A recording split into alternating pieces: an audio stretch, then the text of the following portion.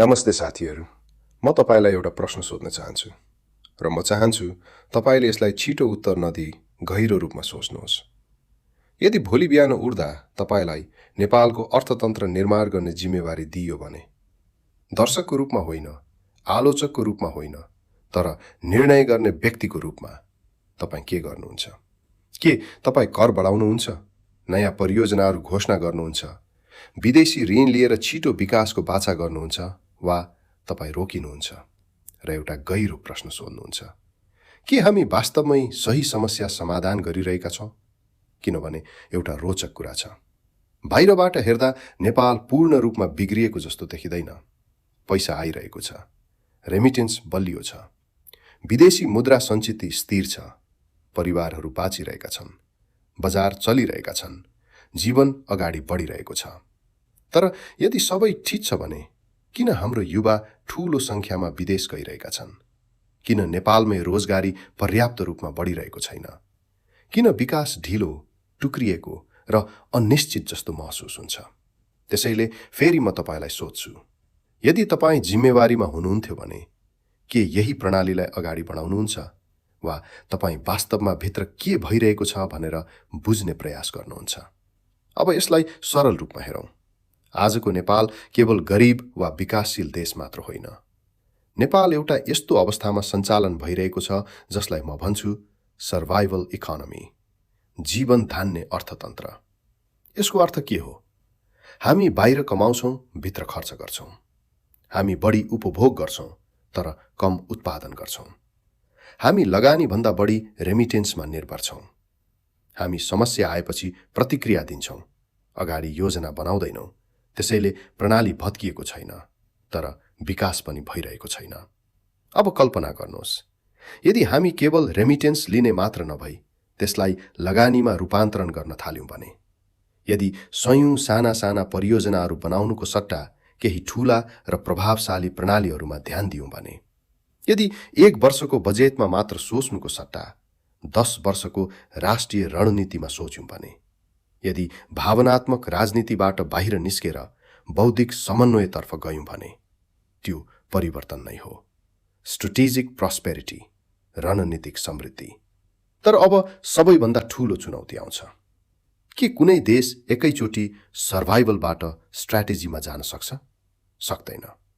किनभने वास्तविक परिवर्तन अर्थतन्त्रबाट सुरु हुँदैन, यो मनोवैज्ञानिक परिवर्तन हो। अब अलि गहिरो जाउँ। नेपालको समस्या केवल स्रोतको अभाव होइन, यो ग्याप हो। नीति र कार्यान्वयन बीच, बजेट र परिणाम बीच, घोषणा र कार्यान्वयन बीच। र यो केवल सिद्धान्त होइन। वर्ल्ड ब्याङ्कको हालैको रिपोर्टले पनि यही कुरा देखाउँछ। धेरै कमजोर तयारी भएका परियोजनाहरू, जग्गा अधिग्रहण ढिलो, रुख काट्ने अनुमति ढिलो, कमजोर अनुगमन, लामो खरिद प्रक्रिया। अब ध्यान दिएर सोच्नुहोस्, पैसा भए पनि, नीति बने पनि, यदि कार्यान्वयन कमजोर छ भने के वास्तविक विकास सम्भव छ? त्यसैले समस्या केवल अर्थतन्त्रको होइन, यो हामी कसरी सोच्दछौँ, योजना बनाउँछौँ र कार्यान्वयन गर्छौँ भन्ने कुरा हो। अब यसलाई अझ सरल रूपमा बुझौँ। यदि हामी मानव बुद्धिको विकासलाई हेर्छौँ, प्रारम्भिक चरणमा हामी जीवन बचाउने सोचमा हुन्छौँ।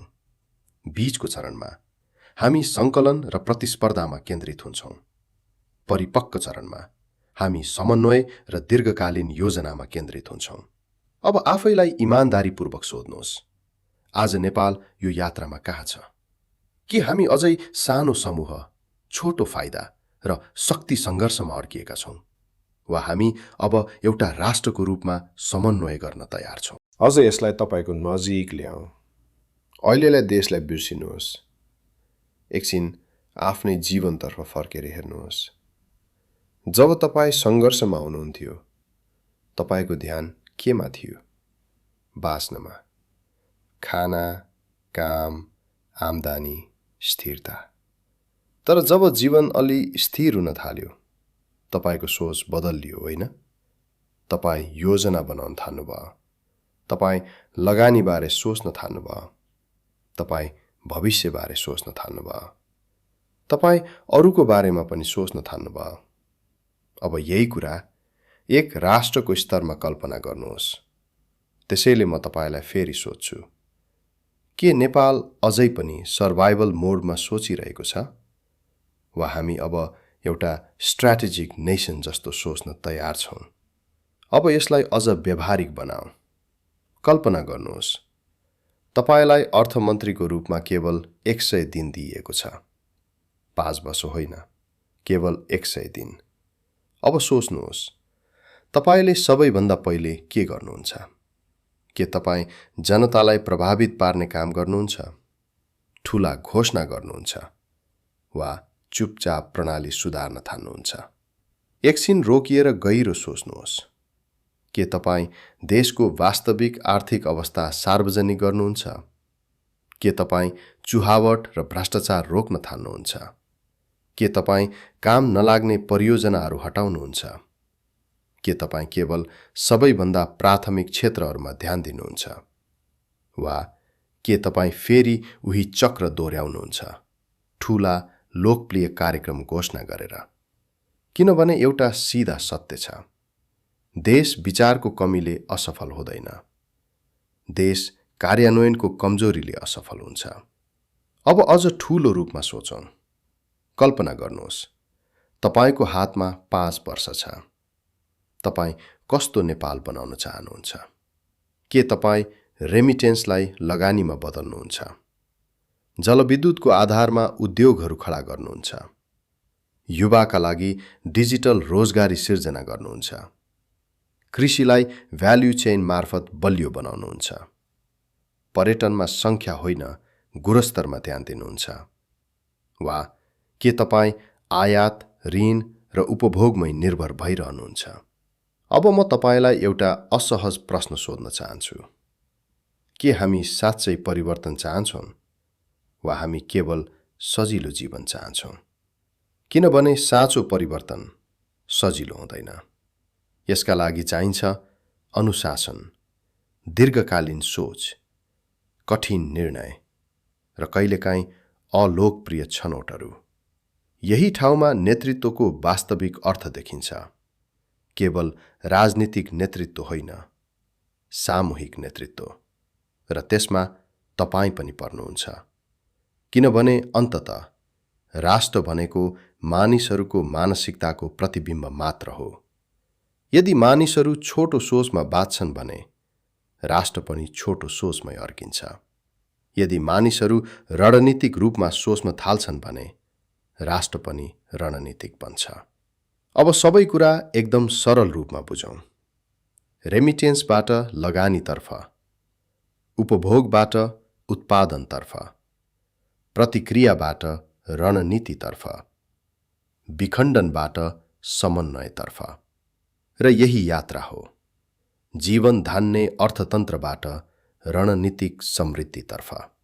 अब प्रश्न तपाईँलाई छ, के हामी तयार छौँ यो यात्रा सुरु गर्न? र यो कुरा सम्झनुहोस्, रेमिटेन्सले परिवारलाई जोगाउँछ, तर लगानीले राष्ट्र बनाउँछ। अब म तपाईँको कुरा सुन्न चाहन्छु, दर्शकको रूपमा होइन, तर भविष्यको नेता भएर सोच्नुहोस्। यदि तपाईँलाई नेपालको भविष्य निर्माण गर्ने जिम्मेवारी दिइयो भने सबैभन्दा पहिलो निर्णय के लिनुहुन्छ? के तपाईँ प्रणाली सुधार्नुहुन्छ? के तपाईँ प्राथमिकताहरू परिवर्तन गर्नुहुन्छ? के तपाईँ फरक तरिकाले लगानी गर्नुहुन्छ? इमान्दारीपूर्वक कमेन्टमा बताउनुहोस्। र यदि तपाईँलाई लाग्छ कि नेपाल अगाडि बढ्न सक्छ, केवल भावनात्मक रूपमा होइन, रणनीतिक रूपमा पनि, यो भिडियो लाइक गर्नुहोस्, च्यानल सब्स्क्राइब गर्नुहोस्, र यो कुरा अझै नेपालमा विश्वास गर्ने कसैसँग सेयर गर्नुहोस्। किनभने परिवर्तन सिंहदरबारबाट सुरु हुँदैन, यो मनबाट सुरु हुन्छ, र सायद यो तपाईबाट सुरु हुन्छ।